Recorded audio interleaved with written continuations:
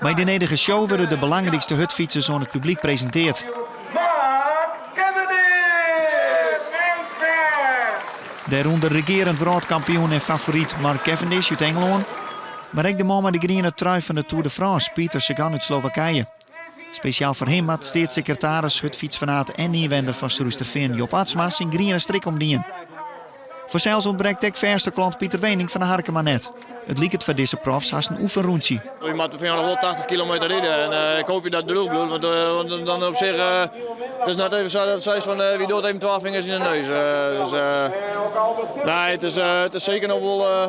Het is altijd al een keer zo makkelijk was weer dan hier er volle meer mensen om mij in. Yeah, I really like it. It's closer to the fans.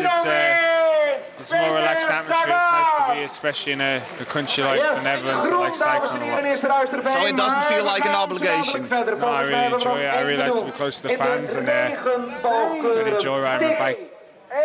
En dan schieten ze. En dan gaan we beginnen. Maar in het startschot van minister Opstelten gaat het los. 60 rondjes, maar oerlande route enthousiaste mensen.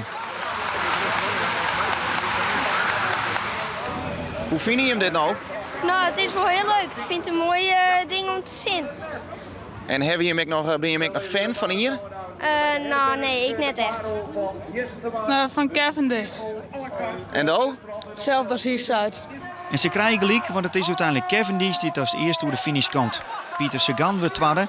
En Wening, die het lange tijd voorop riet, maar het was maar een derde plak. Die werd in de laatste kilometer in de sprint verslaan.